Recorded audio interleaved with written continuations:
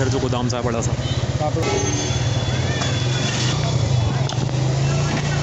Total बाज़ार बंद है, आप देख सकते हैं। टोटल सब लोग अपना अपना सामान निकाल के बाहर।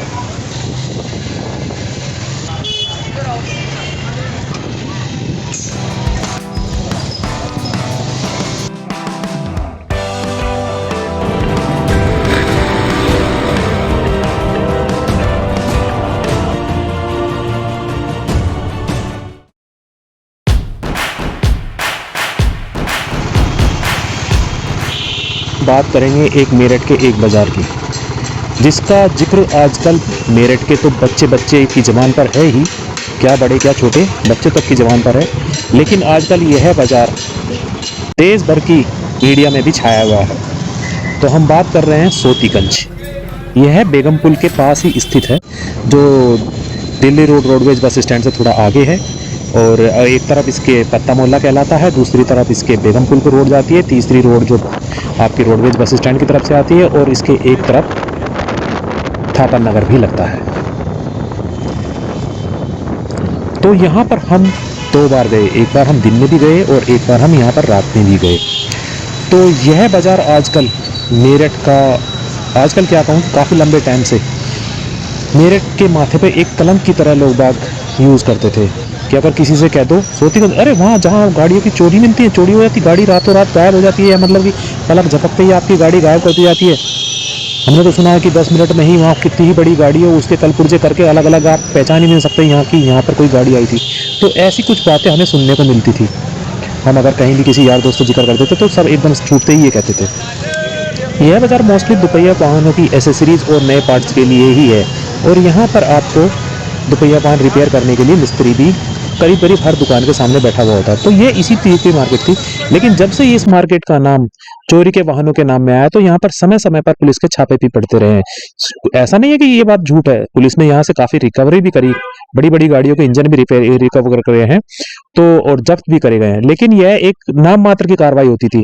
लेकिन जब से यह मार्केट हमारे माननीय मुख्यमंत्री जी की नज़र में आया, और यह सबसे पहले हमारे जो यहाँ के सांसद जी हैं राजेंद्र अग्रवाल जी, उन्होंने इसको सांसद में उठाया था कि मुद्दा कि सोतीगंज एक बाजार है जहां पर चोरी की गाड़ियां मोस्टली काटी जाती हैं, या जहां भी चोरी गाड़ी होती है वो यहीं पर लाके खपाई जाती है। तो इस तरह का मुद्दा हमारे सांसद जी ने उठाया था। तो जब से यह योगी जी ने आया तो पुलिस ने यहाँ पर कार्रवाई करी। लेकिन जिस दिन से मोदी जी ने नेशनल टीवी पर आके ये बयान दिया है, उस दिन से इस बाजार में खलबली मच गई है। तो हमने भी रात के टाइम चल के ये देखा कि भाई चलो हम भी देखते हैं कि क्या होता है। तो हमको भी महसूस हुआ कि हाँ भाई, इस बाजार में खलबली मच चुकी है, क्योंकि सभी लोग को पुलिस ने अल्टीमेटम दे दिया था कि आप 1 नंबर में आ जाए और अपना 2 नंबर का यह व्यापार बंद कर दे।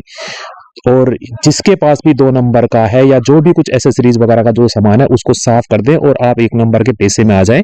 आप अपना दूसरी तरह का कोई भी व्यापार कर ले, आज के बाद यह व्यापार आपको यहाँ पर नहीं करने दिया जाएगा। तो सभी लोगों ने अपना वह सामान हटाना वहां से शुरू कर दिया। तो हमने भी यह रात को देखा जाके कि हाँ, सच में सब लोगों ने अपनी अपनी बड़ी बड़ी शॉप, बड़े बड़े गोदाम में से सामान निकाल के बाहर से वहां से हटाना शुरू कर दिया था। इस चीज में हमने ये भी हो सकता है कि देखिए, करने वाले, गलत काम करने वाले चंद मुट्ठी भर लोग हैं, उनके साथ साथ कुछ ईमानदार लोग भी पिस जाते हैं। लेकिन वो कहते हैं ना कि भैया, उनके साथ एक मछली पूरे समुद्र को गंदा कर देती है, लेकिन आप उनके साथ रहोगे, उन जैसा ही काम करोगे तो आप भी लपेटी में तो आओगे ही आओगे। तो अच्छा है अगर यह व्यापार ही लोग इस पेशे से हटके एक दूसरे काम में आ जाते हैं, क्योंकि हमने देखा है कि हमारी बात हुई है तो कुछ लोगों ने इसको बहुत अच्छा बताया है कि ये मोदी और योगी जी ने बहुत अच्छा काम किया है कि हम लोगों को गलत काम करने से रोक लिया है, क्योंकि हमारे पे ये गुनाह है। तो हम भी इस बाजार में दिन में भी गए और हम रात में भी गए। हमें दिन में भी इस बाजार में यहाँ का यह कार्य करने वाले लोगों ने अपने अपनी दुकान से, अपने बड़े बड़े गोदामों से अपना सामान निकाल के कहीं और शिफ्ट करना शुरू कर दिया है। और जब हम रात में गए तो हमें रात में भी यही कार्य होता हुआ दिखाई दिया। जब पूरी सड़कों पर सामान फैला हुआ था गोदामों में से निकाल करके, जो क्योंकि पुलिस प्रशासन का एक अल्टीमेटम, एक टाइम पीरियड दे दिया गया है कि आप इस टाइम तक इस सामान को यहाँ से हटा दें, हम आगे से यह काम यहाँ पर इस बाजार में बिल्कुल भी नहीं होने देंगे। क्योंकि प्रशासन का एक, और खासतौर से योगी जी का एक प्रक्रिया है कि वह प्रदेश को उत्तम प्रदेश बनाना चाहते हैं, तो उसी प्रक्रिया में यहाँ पर भी यह कार्रवाई की गई है कि कहीं पर भी कोई भी गलत हरकत, कोई भी गलत काम नहीं किया देना जाएगा। तो हम जब रात में गए तो हमें पूरे सारे बाज़ार में हमें यही सब दिखाई दिया कि सभी लोग अपने अपने गोदाम की, अपनी दुकान की सफाई कर रहे हैं, और हमें ऐसे ऐसे पार्ट्स दिखाई दिए कि बाप रे, इतना सामान, एक एक दुकान में एक एक तरह का इतना इतना सामान। तो अगर आप निगाह मारें तो आप चारों तरफ को आप भी देख रहे होंगे कितना सामान पड़ा हुआ है यहाँ पर। चलो अच्छा है कि इस बहाने से ही मेरठ के माथे से यह दाग तो हटे। हाँ, मैं मानता हूँ कि इन काम करने वालों को थोड़ी सी परेशानी आएगी, लेकिन गलत काम को ना करके एक अच्छा काम करने के लिए अगर थोड़ी सी परेशानी आती है तो उसे कुछ समय की परेशानी को आदमी को भुगत लेना चाहिए, उसके बाद एक अच्छा ही अच्छा होगा जो भी कुछ होगा। सब सफाई, सबको अल्टीमेटम दे दिया गया है।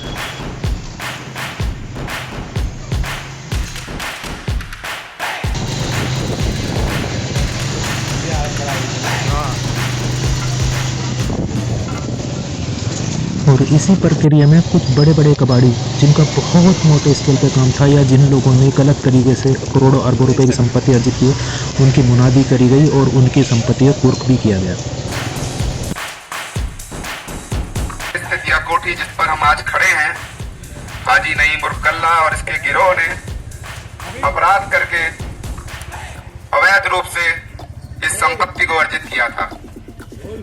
जिलाधिकारी मेरठ महोदय के आदेश के क्रम में धारा 14(1) उत्तर प्रदेश गिरोहबंद एवं समाज विरोधी क्रियाकलाप निवारण अधिनियम 1986 के अंतर्गत इस संपत्ति को कुर्क किया जाता है। दोस्तों, अगर आपको सामाजिक हित में मेरी यह वीडियो पसंद आई हो तो प्लीज़ लाइक और कमेंट करना ना भूलें, और अगर अभी तक आपने मेरा चैनल सब्सक्राइब नहीं किया है तो प्लीज़ सब्सक्राइब करें और बेल आइकन का बटन भी प्रेस करें।